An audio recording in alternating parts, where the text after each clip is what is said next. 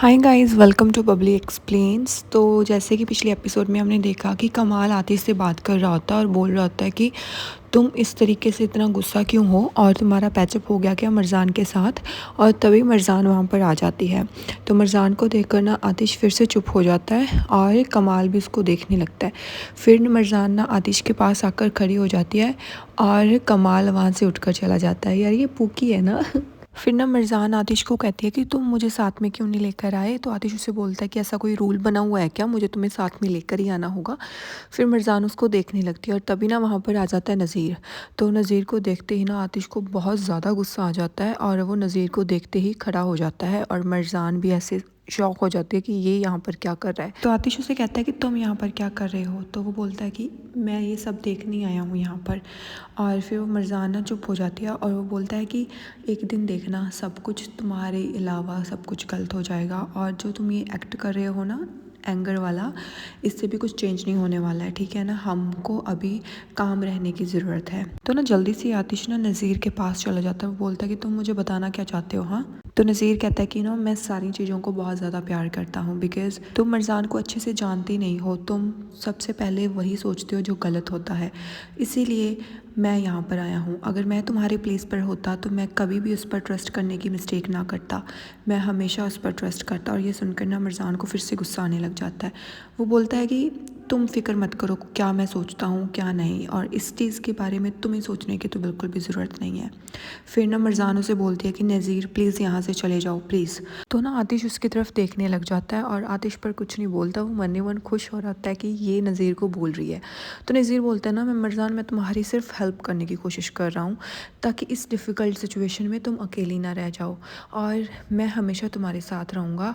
और मैं तुम्हें थैंक यू बोलना चाहता हूँ आतिश कि तुमने इस पर ट्रस्ट नहीं किया, पर मैं इस पर हमेशा ट्रस्ट करूँगा। और इतना सुनते ही ना आतिश उसके पास आ जाता है ऐसे गुस्से से। तो मरजान ना जल्दी से आतिश का हाथ पकड़ लेती है और बीच में आकर खड़ी हो जाती है। तो आतिश ना उसको घूरता ही रहता है फुल, और नज़ीर भी उसको घूर घार कर वहाँ से चला जाता है। पर फिर भी ना वो वहाँ पर खड़ा ही रहता है गेट पर।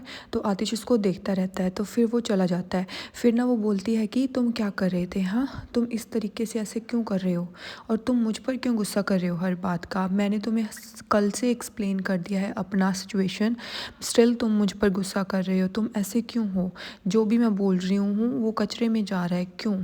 मैं अब थक गई हूँ, मैं सच में बहुत ज़्यादा थक गई हूँ। तुम कुछ भी नहीं बोल रहे हो और इसके लिए मुझे प्राइस पे करना पड़ रहा है। फिर ना आतिश उसको बोलता है कि मुझे काम करना है, तुम यहाँ से चली जाओ, जाओ यहाँ से।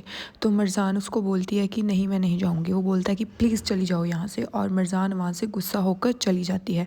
तो यहाँ पर हम देखते हैं कि आतिश अपने ना ऑफिस में बैठा होता है, तभी एक मेल आती है कि मरजान और नज़ीर की फ़ोटोज़ ना लीक हो गई हैं, और अब लोग ना उन दोनों को जज कर रहे हैं इस बेस पर कि नज़ीर और मरजान का अफेयर चल रहा है और मरजान ने आतिश पर चीट किया है।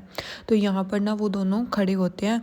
तो वो बोलती है कि तुम चुप क्यों हो, हाँ तुम ऐसे चुप क्यों खड़े हो, तुम कुछ कर क्यों नहीं रहे, तुम्हें नहीं लगता कि तुम्हें कुछ करना चाहिए, कहीं ये तुमने ही तो नहीं किया। तो आतिश बोलता है कि तुम्हें लगता है कि मैंने ये किया होगा। फिर वो बोलती है कि तुम सोच क्या रहे हो, फिर तुम कर क्यों नहीं रहे कुछ, तुम ऐसे क्यों हो रहे हो, तुम चुप क्यों खड़े हो, प्लीज़ मुझे बताओ कि तुम ऐसे चुप क्यों हो। मैं तुम्हें कल की एक्सप्लेन कर रही हूँ, स्टिल तुम चुप थे, और अब इतनी बड़ी बात हो गई है फिर भी तुम चुप हो। तुम कुछ कह क्यों नहीं रहे हो, मुझे ये समझ नहीं आ रहा। वो बोलता है कि मुझे तुम्हें कुछ भी बताने की ज़रूरत नहीं है, और वो फुल गुस्से में होता है। तो वहाँ पर जो सारे लोग ना उनको बैठकर देख ही रहे होते हैं, कमाल भी वहीं पर खड़ा होता है और वो भी बहुत ज़्यादा अपसेट होता है। तो यहाँ पर ना मरजान उन सब लोगों को देख कर ना ऐसे बहुत ज़्यादा अपसेट हो रही होती है, क्योंकि सब लोग उसके बारे में बातें कर रही हैं। फिर वो बोलती है कि मेरी इज़्ज़त खिलौना बन गई है, तुम्हें नहीं लगता कि सब लोग मेरे बारे में बात कर रहे हैं। वो लोग जिन लोगों ने ये फ़ोटोज़ वगैरह लीक की है उन्होंने ये सब तुम्हारी वाइफ के साथ किया है। तुम ही कहते हो ना कि मैं यिल्दिज़ नहीं अब करहान हूँ, तो ये तुम्हारे साथ भी उतना ही हुआ है जितना मेरे साथ हुआ है। और ये सब ना लाइक बाकी के लोग ऐसे वही वीडियोस वगैरह देख रहे होते हैं। फिर वो बोलती है कि मैं तुम्हें बार बार बताती रहती हूँ बट स्टिल तुम मेरे पर यकीन नहीं करते। तो अब अगर अब मैं करहान हूँ तो प्लीज़ मेरी हेल्प करो। पर वो कुछ नहीं बोलता। वो बोलती है कि मैं तुम्हारे बारे में गलत थी। मुझे लगा था कि तुम असली और असली की माँ जैसे बिल्कुल भी नहीं हो, पर मुझे ऐसा लग रहा है कि तुम भी उनके जैसे ही हो। तुम भी दिल के काले ही हो। मुझे लगा था कि तुम उनके जैसे नहीं हो। तुम हमेशा सबकी मदद करते हो, तुम्हारा दिल अच्छा है, पर नहीं, तुम्हारा दिल अच्छा नहीं है। तो मरजान जैसे ही वहाँ से जाने लगती है ना, आतिश उसको देखने लग जाता है।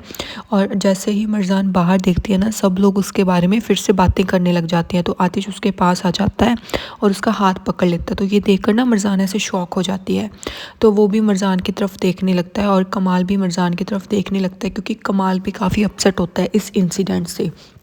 तो ना आतिश मरजान का हाथ पकड़ता है और ऑफिस के बीच में से सबके सामने से उसे ले जाता है। तो असली ये देख कर ना बहुत ज़्यादा शॉक हो जाती है और बोलती है कि आतिश, अब भी तुम कैसे मरजान का हाथ पकड़ सकते हो। तो फिर ना कमाल बोलता है कि बहुत हो गया, बहुत कुछ बातें कर ली, बहुत मूवी देख ली आप लोगों ने, अब काम करो। यहाँ पर सिर्फ मैं फ्री रह सकता हूँ, तुम लोग नहीं, ठीक है। अब तुम लोग काम करो और कोई भी मुझे फ्री नहीं दिखना चाहिए। फिर ना असली बहुत ज़्यादा गुस्से में खड़ी होती है। फिर हमें दिखाया जाता है कि हैदर ना नरमीन को बता रहा होता है कि उसको ना आतिश के बारे में बहुत कुछ पता चला है और उसको एक ऐसा सीक्रेट पता चला है कि उसका कोई ख़ास बंदा अब सच उगलेगा और वो उस बंदे को अब मार डालेगा।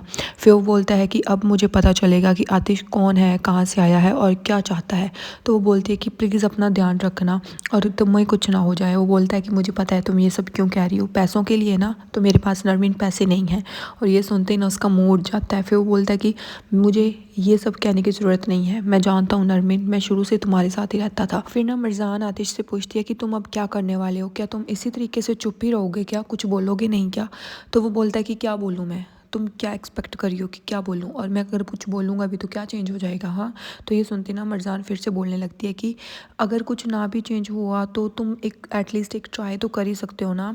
मेरी इज़्ज़त रुल गई है और मुझे नहीं पता कि मेरे बारे में लोग क्या क्या बातें कर रहे हैं, तुम मेरी हेल्प नहीं कर सकते क्या। तो आतिश ना फिर उस कुछ नहीं बोलता। फिर वो बोलती है कि तुम्हें पता है कि मुझे किसी ने फ़िल्म किया वहाँ पर और वो लोग मुझे वहाँ पर फॉलो कर रहे थे, और तुम्हें नहीं लगता कि तुम्हारी बीवी को फॉलो करना वहाँ तक, और उन लोगों को लग रहा है कि मैं इंटीमेट हो रही थी नज़ीर के साथ। और ये सुनते ही ना आतिश को फिर से गुस्सा आने लगता है। वो बोलती है कि ऑब्वियसली मेरे को किसी ने फॉलो किया है, पर ये बताओ कि तुम्हें कैसे पता चला कि मैं वहाँ पर हूँ, और ये तुम्हें कैसे पता चला, और तुमने मुझे फॉलो कैसे किया, कहीं ये सब तुमने ही तो नहीं किया। और जिसने भी ये किया है ना, उसकी गुड इंटेंशंस तो बिल्कुल भी नहीं थी, वो बैड इंटेंशन से ही आया था। इसीलिए उसने मेरी रिकॉर्डिंग की और फ़ोटोज़ क्लिक की और वो इंटरनेट पर डाल दी।